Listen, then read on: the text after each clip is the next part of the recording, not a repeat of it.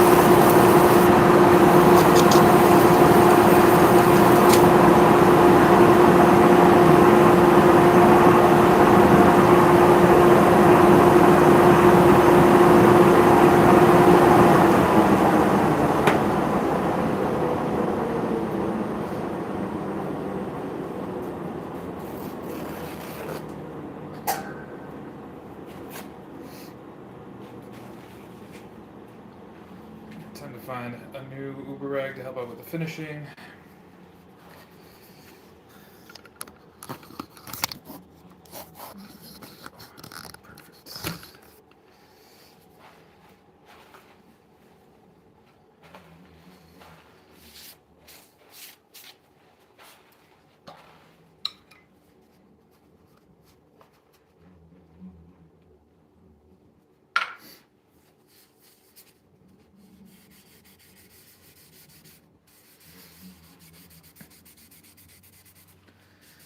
this again, just a little bit of a tongue oil and beeswax.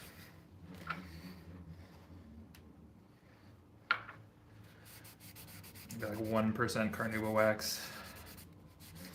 Just helps resist fingerprints a little bit, especially at the market. You know, ever get kids reaching up into your display. That's always a bummer. You see their sticky little fingers coming. I mean, I love kids. I have kids, but I also know that their hands are gross, covered in peanut butter and who knows what else. So the carnauba wax seems to do a better job of resisting fingerprints than just beeswax alone does. So I just add a little bit, like if I'm doing a full batch, 32 ounces of tongue oil, anywhere from 8 to 16 ounces of beeswax, depending on the time of year, how thick or how loose I want the mixture to be. Let's get this going forward again. And then generally less than an ounce of carnauba wax in there. It really doesn't take a lot.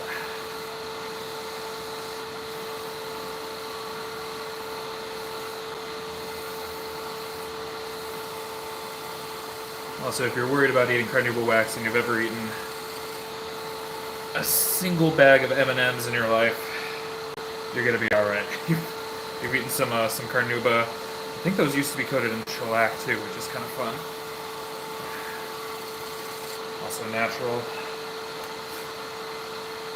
All right, and then so I'm working that in just to get a little bit of extra heat in there. Make sure I drive it down onto the wood, fill all those pores. I don't dedust beforehand because I find that the tongue oil, as it cures, if it pulls all that fine dust from the other 600 into the pores, it leaves you with a really, really nice surface. So that's just getting the excess off right there. And yeah, pretty nice shine on that, I think.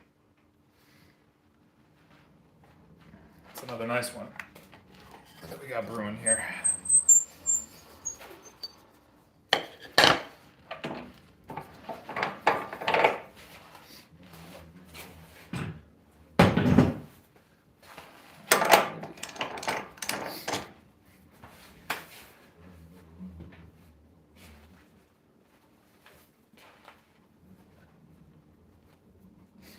You may be asking yourself, hey, why don't you just do all of the bottoms and then do all of the tops? And you're right, that would be better. But this way, if I get tired, I can quit. I still have completed bowls, which is nice.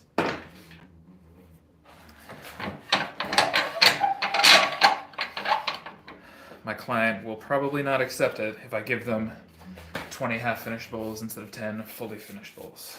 All right. It's not gonna be inside fest.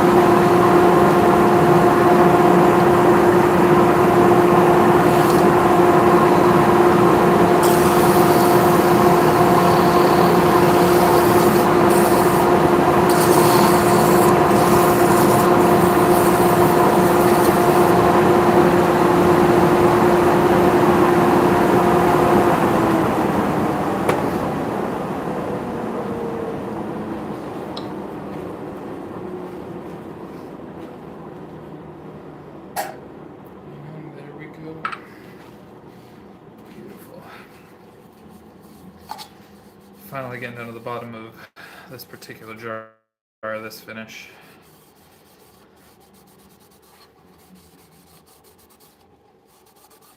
I'm actually 3D printing a couple more containers right now. A little bit, like this is just not, I mean, just wasn't a lot of foresight there.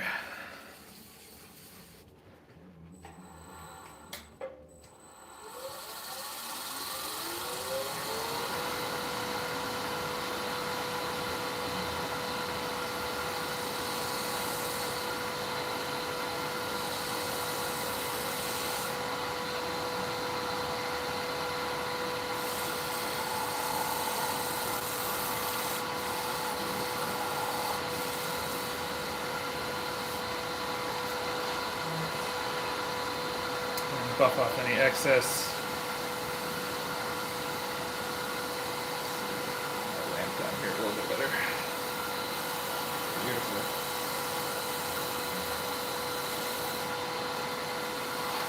Sure.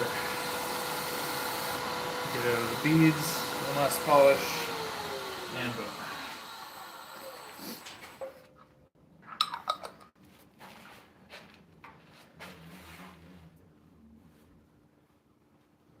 Lovely chatoyancy, beautiful ribbons in there. See, that's the thing, it doesn't smell like sapele, but those ribbons are pretty telltale sapele there. I really don't know what this stuff is. Sold to me as mahogany. It's not as dense as the other sapele that I've had. It doesn't quite smell like sapele either, but I don't know, I mean, those ribbons, right?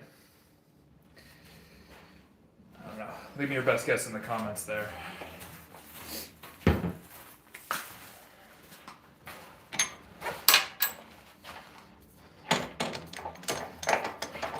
It's the smell. For some reason, whatever sapele I've been getting before,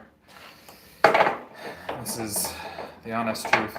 The smell reminded me of McDonald's barbecue sauce, and I'm just not getting that tangy, savory vibe with this batch of the mahogany. So I don't know what to tell you. Check for questions here. Nope, doing great on the chat. Thank you all.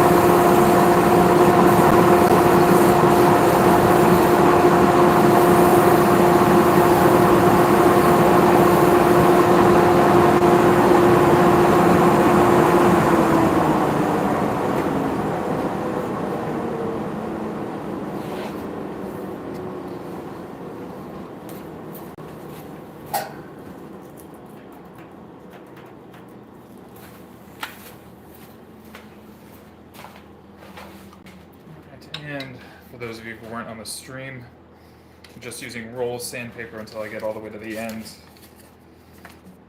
Then I'm using 600 grit ThinCat, say it's American Eagle brand. The back says it's made in Tokyo.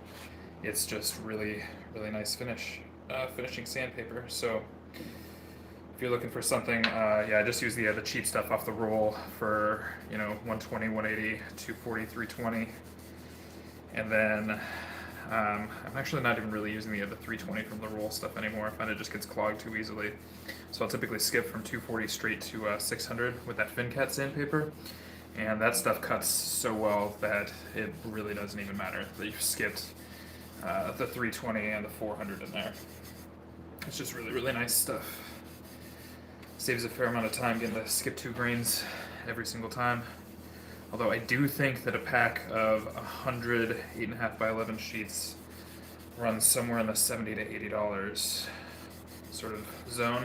So it's not cheap, which is why you see me literally like piecing it out into tiny little morsels like this. I try to conserve it. I used maybe a third of a sheet all day yesterday making those other 5 platters. So I try to stretch it a little bit, which feels ridiculous, but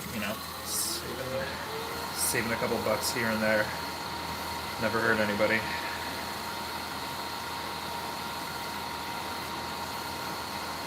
I'd love to be able to afford to use it for all of my grits, but that's just not in the cards right now.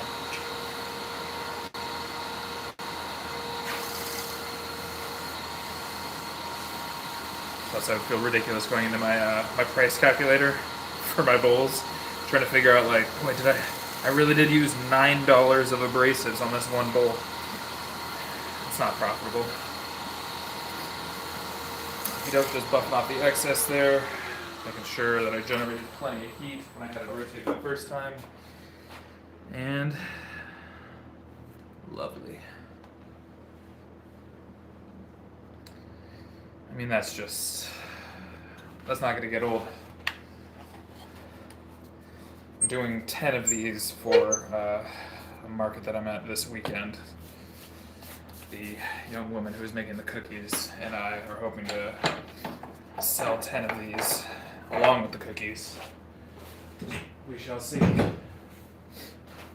Honestly, with how much I love this wood and finish combination, I'd be happy to do 20 or 30 of them before Christmas.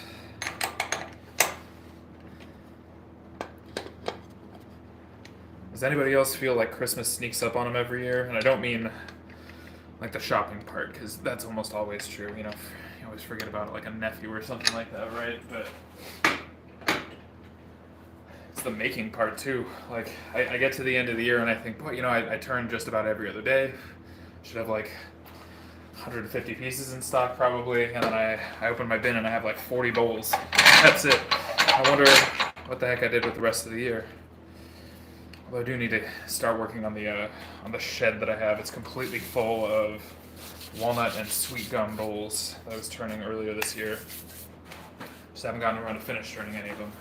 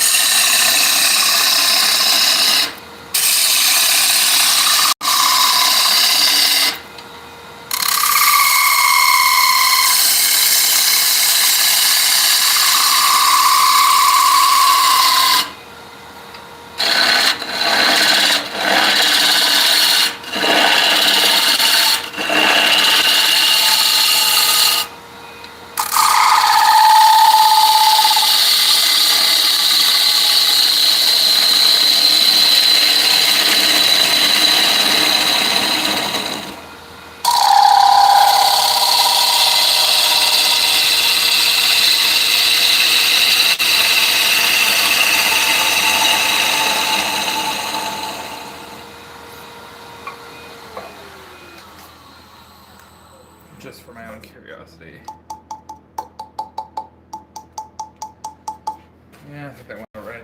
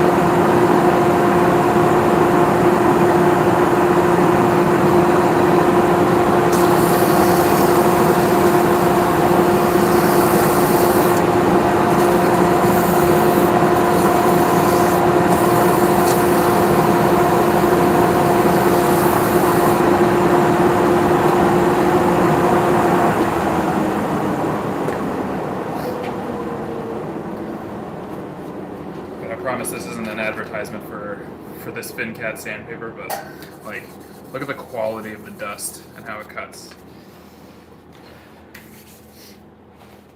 I swear I don't have like affiliate links or anything like that. It's just I'm really passionate about this particular brand of sandpaper. Alright, a little bit more of the tung oil, beeswax, carnauba concoction.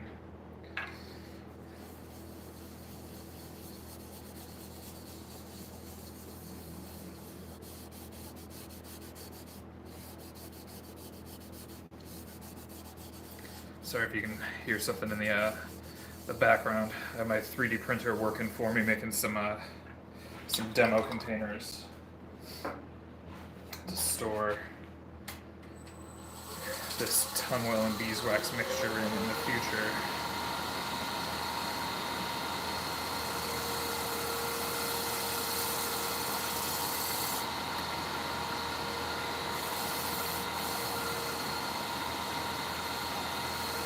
In some ways, I'm glad that I waited so long to get a 3D printer, because the one that I got, it's basically an iPod. Like it's kind of idiot proof, which I sort of needed. I didn't want to mess with it too much.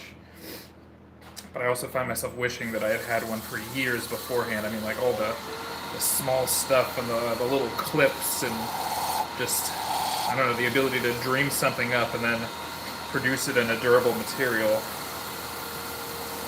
Obviously, I can do that with stuff that's round on the lathe, but I don't know. If you don't have a 3D printer, start looking into it.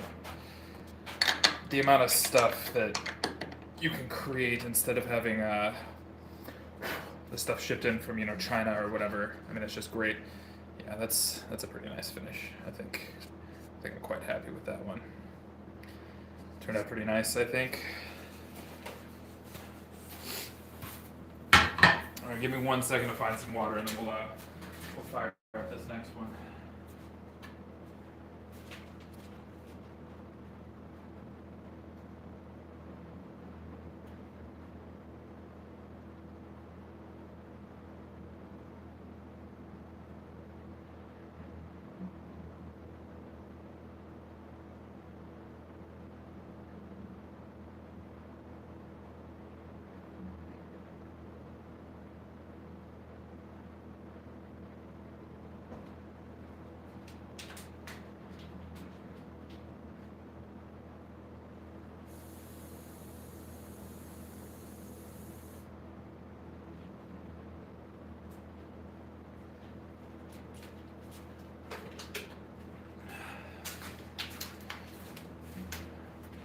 Patience there. Trying to follow my 3-year-old's advice. Drink water, stay hydrated, all that good stuff. Okay, so that was those 2 complete platters, and basically time to resharpen the big gouge again. I've been on the Tormek for about a year now. I like it because I don't feel like I'm losing as much material, and because I can run a really slow 600 grit stone on there. Really what it's done is, like, instead of, you buy it because it'll protect the steel on the more expensive gouges, right, where you spent a lot on, like, the V10 stuff from Stuart Batty, or the M42 Cryo from Carter & Son. But then what I find is that it just doesn't torch the high-speed steel on my cheap tools as well, so it protects those better. Like the other stuff, I'm not usually worried about it losing its temper if it gets a little bit hot, but like just the basic HSS, like a introductory level, or an eBay find Sorby scraper, or Hurricane tools, or I don't know, Savannah or something that you find cheap, buy on sale by mistake one time, or what have you. I found that the Tormek actually does a really good job of protecting those edges as well, which is funny because it's a $1,000 machine and it's not really made to protect your $20 bowl gouge, but it does. So that's nice. Maybe you'll find a future utility in pieces that you didn't like sharpening because the steel was so temperamental.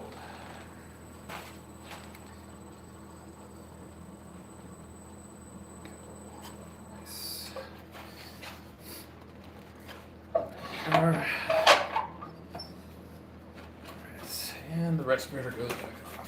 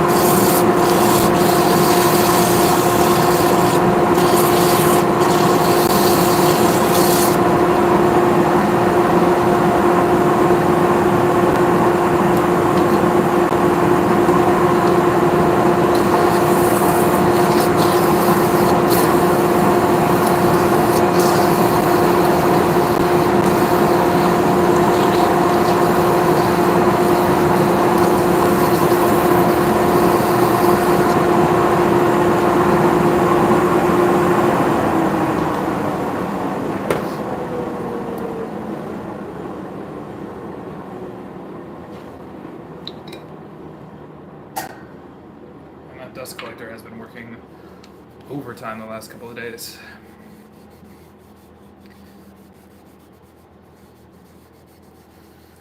Also getting down to the last of the abrasive on the little strips of sandpaper from my roll. That's always like, I don't know, you know when you get the kitchen towel a little bit too damp and you're like, maybe I can dry like 2 more dishes, but it's just, you're gonna leave water spots, you know? Better to just get something new. Also, that's how you know that I'm old at heart. Can't leave water spots on the glassware.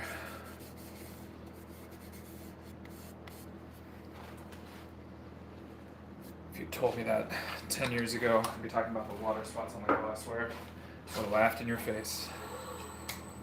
But here we all are. Anybody have a favorite dish towel? Yeah, that's how you know it's over.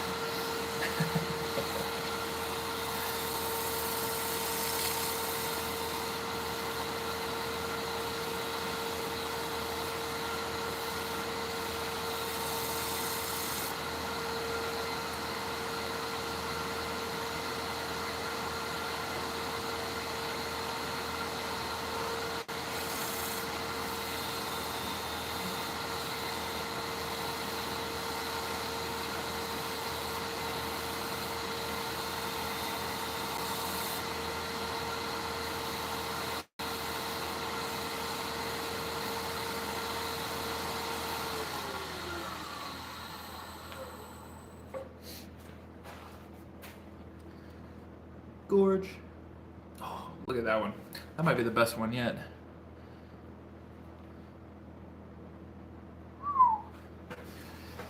Lovely.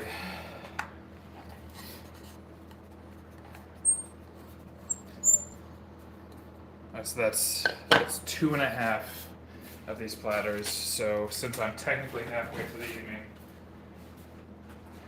I'm going to swap out my abrasives. I'll treat myself a little bit. It's almost Christmas. Let's use some sandpaper, huh?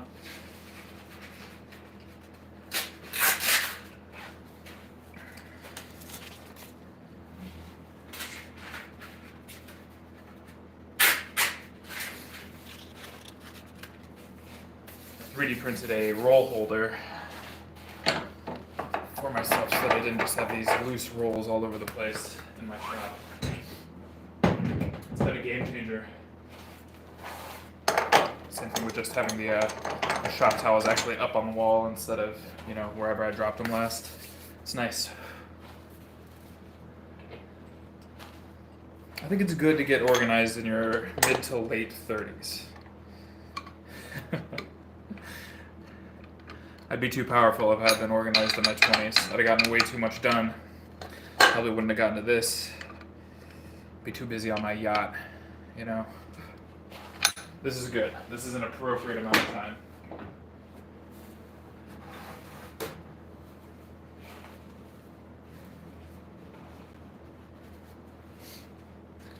Alrighty, let's do the inside here.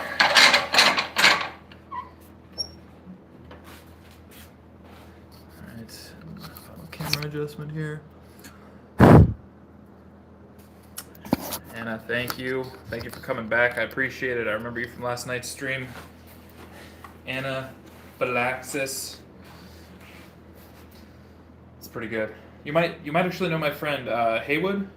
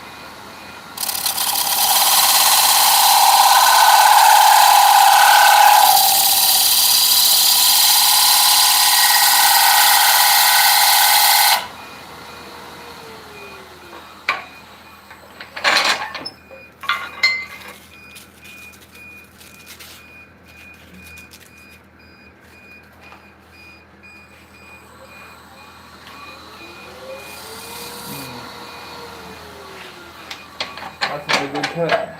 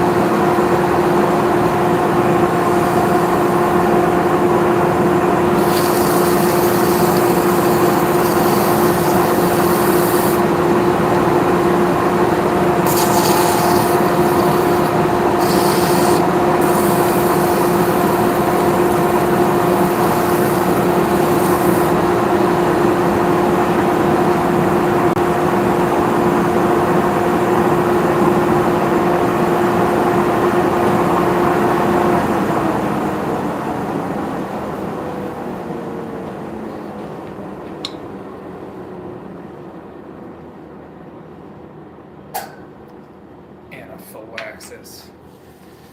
It took me longer than it should have.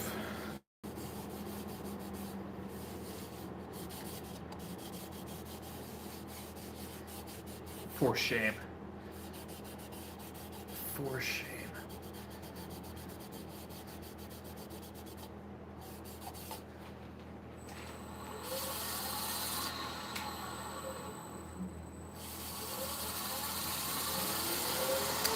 Melt some of that beeswax in, generate some heat here.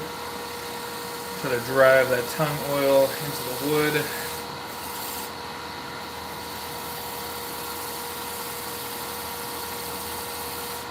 Picking up a kind of a nice slurry here. I don't know if you can tell, but that's all the 600 grit that's coming right back off. Trying to drive all that back into the pores as well.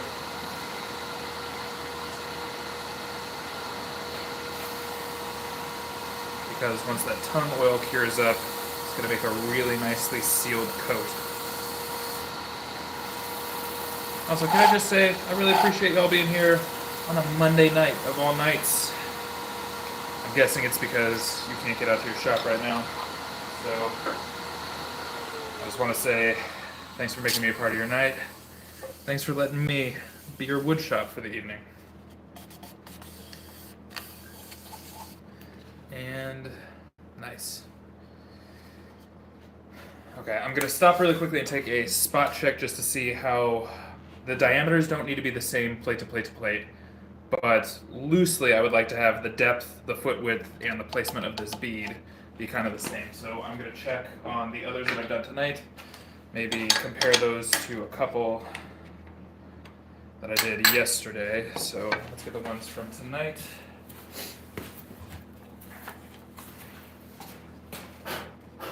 They're just hanging out. Okay, so again, diameter, not important, although, for the record, pretty close, not bad. Foot looks pretty good here. So, feet are looking more or less the same. I'm actually quite proud of that. Those are looking pretty good. And then the beads, let me see if I can get some good shadow contrast here. Yeah, hanging off the edge. You know what I really should have done is I should have set a divider for this edge. I've just been kind of eyeballing it, but I mean, here. That's pretty good, right? That's pretty consistent. I'm okay with that.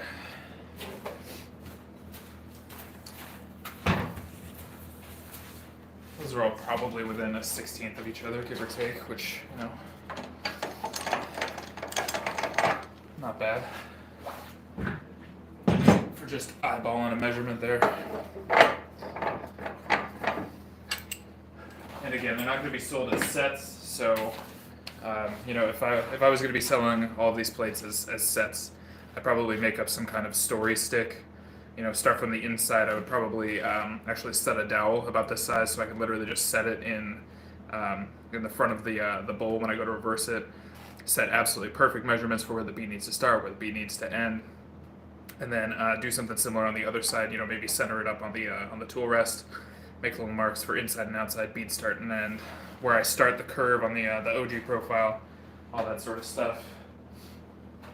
That said, these are not going to be sold as a set. So they don't need to be identical, right? They don't need to be twins. They just kind of need to be fraternal. They need to look like they came from the same family.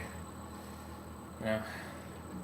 Did everybody here have that one family, like in their high school or wherever, where they were like, you know, cousins? We had the McDonnells at my school. They all had the same nose. There was like 11 of these cousins. They were superstar swimmers and like just great polo athletes and stuff. They all had exactly the same nose. You could just tell, like, oh, there's a McDonnell, there's a McDonnell, there's a McDonnell. No kidding, like 11 of them at my high school. It was wild. Absolute retrievers in the pool too. I mean, just stellar athletes. Looked weird on land is how good they were in the pool. Okay. 2 more of these bad boys to go. I might even wind up with enough time to turn a box or something tonight, which would be fun. I haven't done that in a while.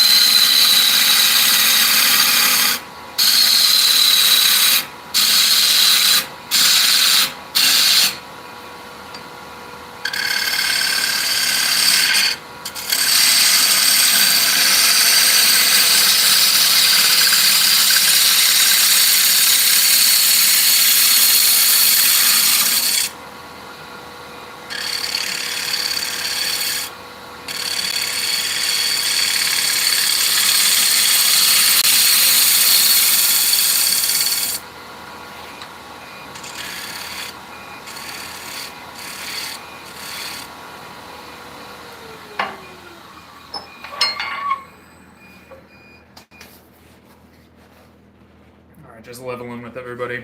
Those were the worst cut beads of the entire 10. Those were all subpar. I had to go back in and rescue those.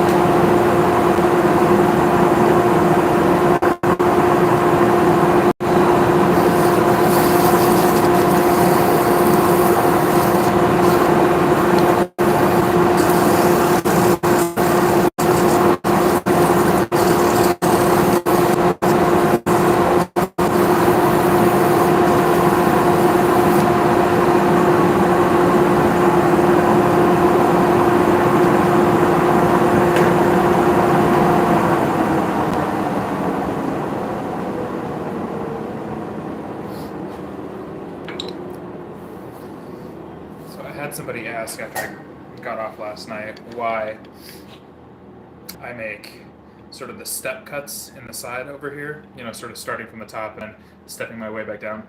And it's because this is side grain orientation. You can see the grain right here, right? So I'm alternately, when I'm cutting in this way, in towards the center, I'm alternately cutting directly into end grain, and then into side grain, and then into end grain, and then into side grain. That introduces vibration, and also most gouges just don't like to travel directly into end grain like this, so I try to do as little of that as possible. So I basically just try to take it this way into the side grain, because those are the easiest cuts that I'm going to get pretty much in the entire bowl. If you're still working on your push cuts, like if that still doesn't feel natural to you, or maybe, I don't know, maybe you've just transitioned over from carbide or something like that and you're still working on it, I think it's probably worthwhile to make every cut a push cut for a while until that starts to feel natural for you. That's what I did for, I would say like probably close to a year after I got my first, what I would consider real gouge, Sorby 3/8 bowl gouge, still in my possession, still one of my favorites.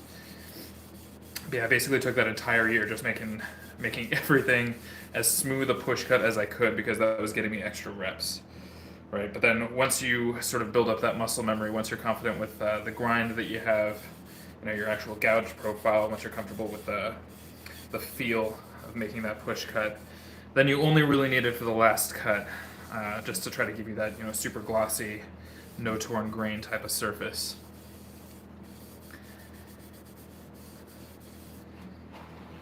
But yeah, that's why I cheat out on these. I remember for a while when I was just practicing those push cuts all the time, I saw Jimmy Clues give a demo, and he was talking about mass removal. Basically just like trying to get as much out of the bowl, out of the way of the bowl as possible without unbalancing it or without leaving it so thin that you were going to get chatter. Unfortunately, I am turning all of these bowls so thin that I'm going to get some degree of chatter. But I thought that what he said there was really interesting, was that, once you kind of have the practice down, you don't need to make every cut a push cut. You might be wasting a lot of time in the middle of your bowls, especially if you're trying to do some production stuff. Trying to make every single cut perfect. It really doesn't matter, just the last cut has to be perfect, right? And, well, we talked about it a little bit last night in the stream. You always have that 120 grit gouge at the very end. You know, like you're gonna be okay. Even if you botch it a little bit, you're gonna be okay. You have sandpaper, you can fix a lot of this stuff. Even if you go too thin, you start to get some of those radial chatter marks. Looks like somebody hit a spirograph on the inside. You're okay. Definitely practice your push cuts until they feel natural, but once they do, life's short. Don't make every single cut that you take a nice slow push cut unless you just really enjoy the feeling. I'll do that occasionally. Every time I take a tree down, that first piece of wet wood, I don't core it. I don't think about where I'm going with it. I just take push cuts on the wet wood for the pleasure of taking push cuts out of wet wood. I mean, it's the greatest feeling in wood turning. Just peeling off 1 inch thick, basically like udon noodles or like egg noodles. Just seeing them coming flying off of the bowl, drenching your shirt and all that stuff. It's great. Long way around of saying you might be wasting time on your bowls, and also that's why I do those step cuts, is because nobody cares. Like, who cares what the cut that sat right here was, right? We never see that grain because that portion of the bowl is gone. So, frankly, who cares?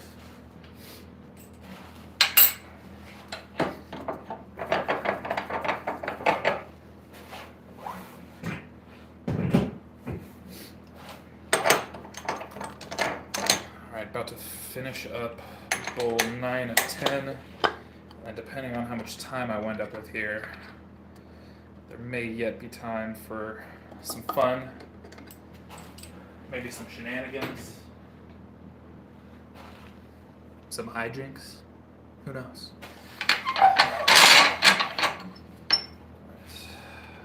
Make sure I got that nicely balanced. Love to see it.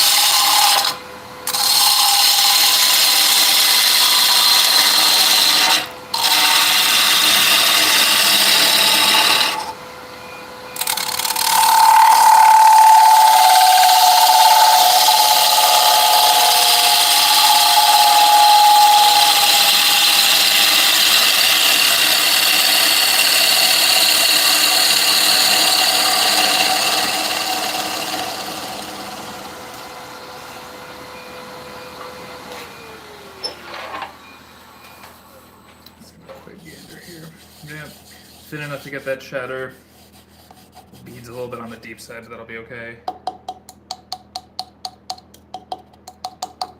Yeah, that's in range.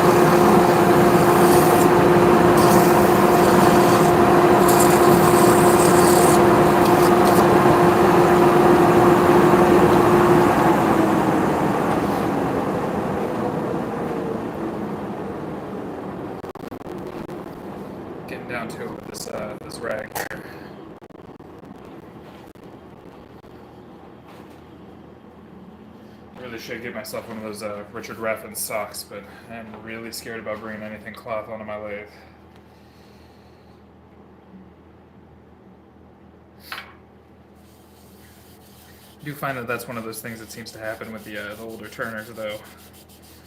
They all have their own kind of profile of acceptable risk. It's kind of interesting. See what one guy will do and what one guy absolutely won't do.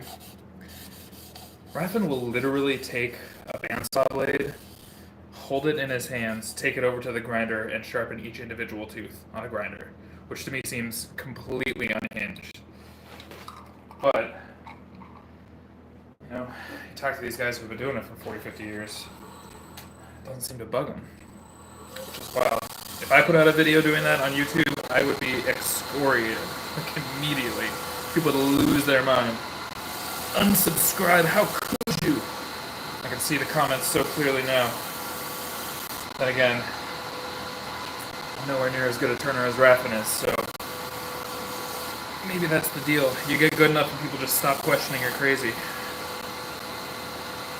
But then it comes full circle like Kanye, you know? It's tough. It's tough to know when to stop.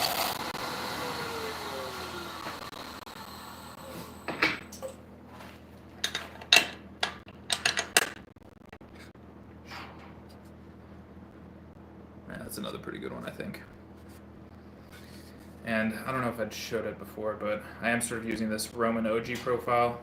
Just a nice little S curve right there. I think it's elegant. I'm doing this with a lot of my shallow pieces. I went up with some of this mahogany in 13.5 inches wide, I think. And I made a couple of pieces with that profile. And it's just so nice to pick it up off the table, you know, just if you're cradling the bowl, it's kind of cradling you back. It's just a really nice feeling. Should probably try to hand paper some of this at some point, but it's just so pretty when you get it shiny, you know? Seems a shame to waste that chatoyancy moment. Okay, so this will be 10 out of 10 for the set.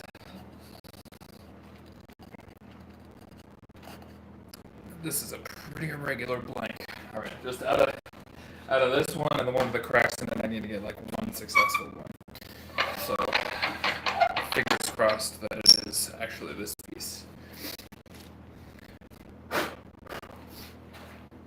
that was 2 more, so really quickly just gonna tune up my little gouge here.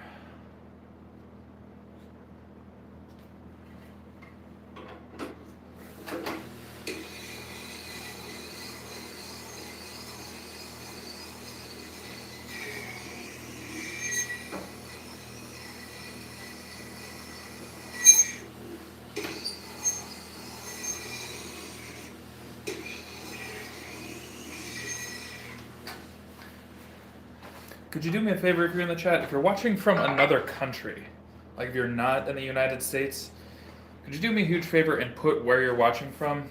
My analytics have been processing really, really slowly. I'm trying to figure out where y'all are so I can say hi. Maybe learn a new language. I don't know. Yeah, drop your country in the chat.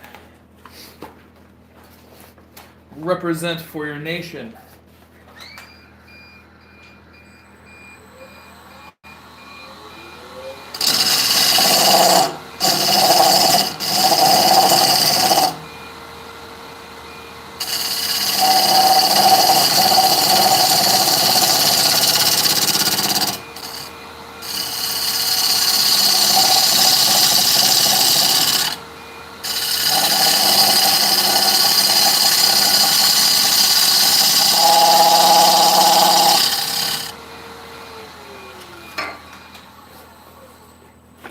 This one sounds unhappy.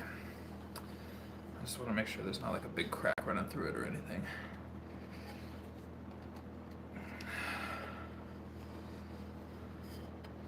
It looks okay. Decent contact with the chuck. Yeah, I don't know. I don't know what's going on over there. Southwest England, there we go. Hey, thanks for tuning in. I appreciate it. It's probably a more reasonable hour for you there. Either that or it's like 5 in the morning. I honestly don't know, but I appreciate you watching either way.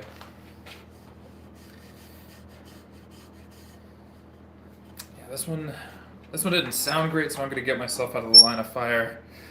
Y'all might be about to get a show. We'll see.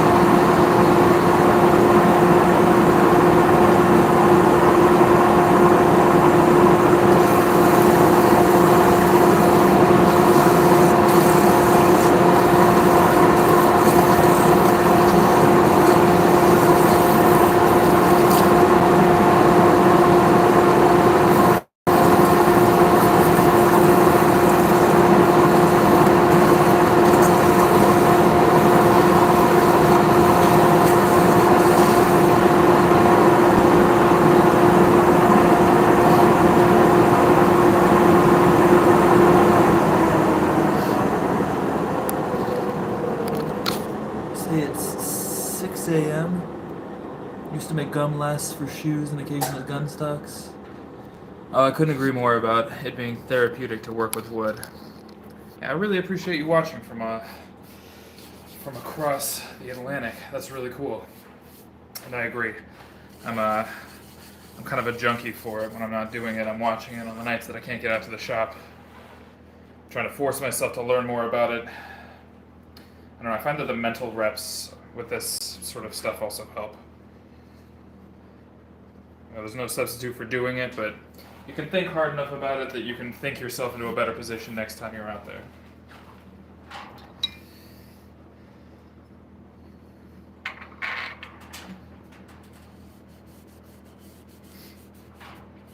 It is cool that you got a chance to work with your hands, though.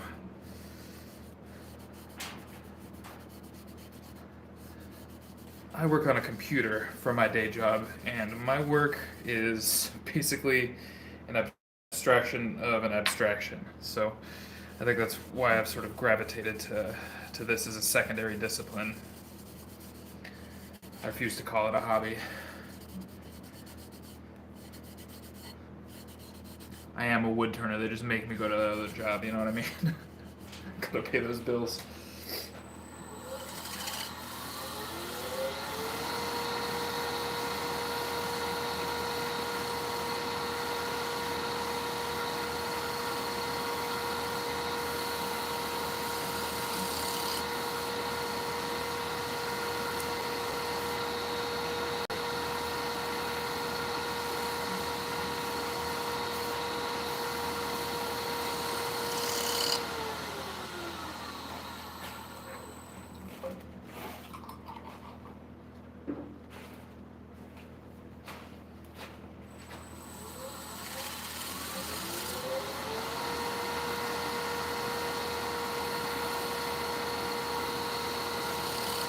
So all I'm doing here is trying to generate a whole bunch of heat on my little tortilla fingers to make sure that I'm driving all that tongue oil as deeply into the wood as I can.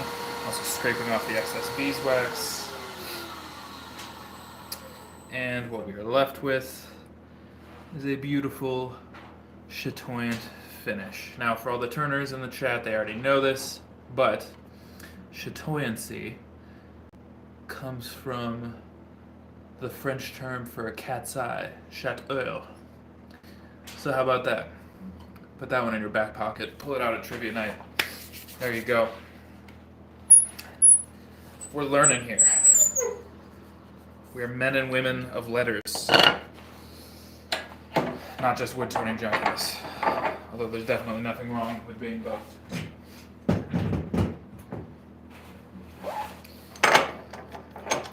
Alright, gonna turn the inside of the 10th and final bowl, and then, I don't know, I might just have enough time to turn a box or something like that tonight, which could be fun. I don't get to do a ton of that these days, mostly been in production mode, but turning boxes is my absolute favorite thing to do on a lathe. There's a love little containers.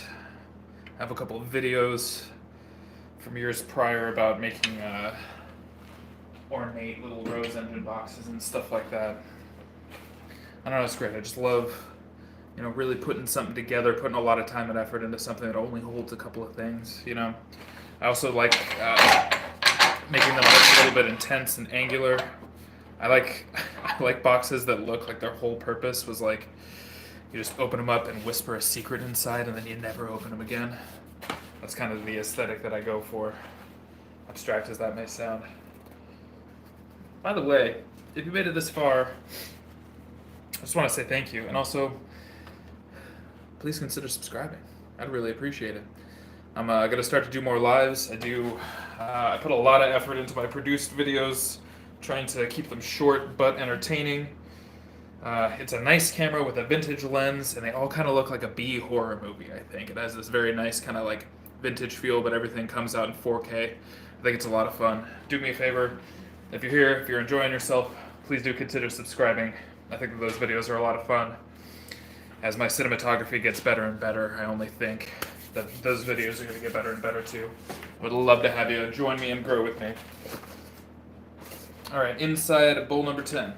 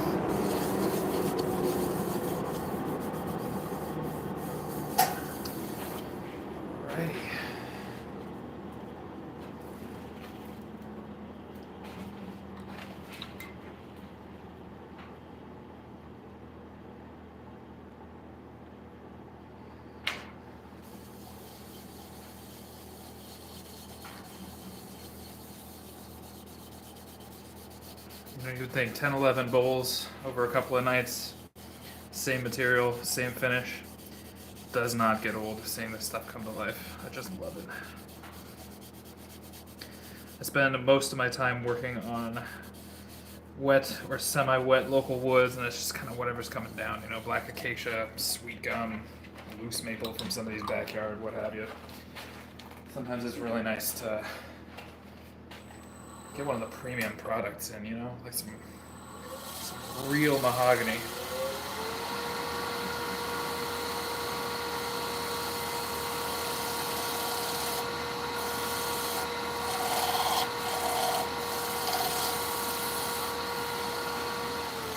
Not to say that I don't appreciate those other woods for what they are and what they do, what they mean to local ecology and all that good stuff, but look, there's a reason that if you're a supervillain and you want to build a library or you want to build a desk or whatever, it's pretty much this in Cocobolo, right? There's a reason for it. It's because they are gorgeous when you get them finished up properly. You know what? It's nice to treat yourself now and again. As a turner, it's fun.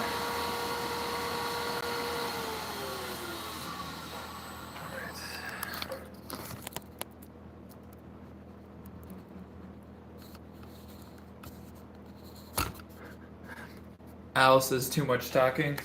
Might not be your channel, Al. That said, feel free to check out my other videos, Al, because I never talk in those. But if you're gonna hang around for 2 hours watching somebody turn wood, you're gonna hear some chatter. Hate to tell you. There's that Chatoyancy again. Not getting old. Alright, I'm gonna stack up all 10 of these bad boys just so I can sort of take final stock here. Shame, crank it the wrong way, break the last foot on the last one, right?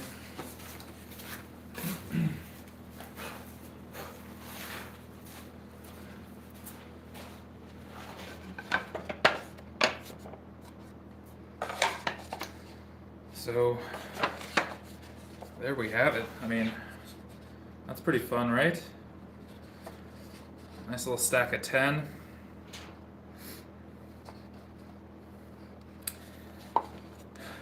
Feels nice. Feels nice to have that off my plate. I do need to do some laser treatment on the bottoms of those bad boys, but having the actual hard physical part is done, I can run the laser pretty much whenever. All right, I'm gonna see if I have a nice piece of box ready wood standing by. 1 second.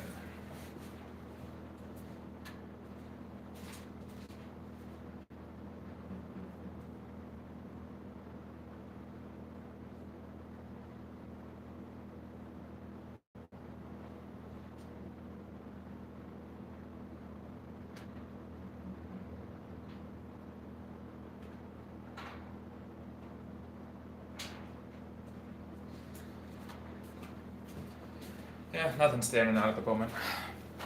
Probably as good a time as any to just shut around down for the night. But I just wanted to say thanks for coming back 2 nights in a row, if that's what you did. Thanks for being here on the one night, if that's where you're from.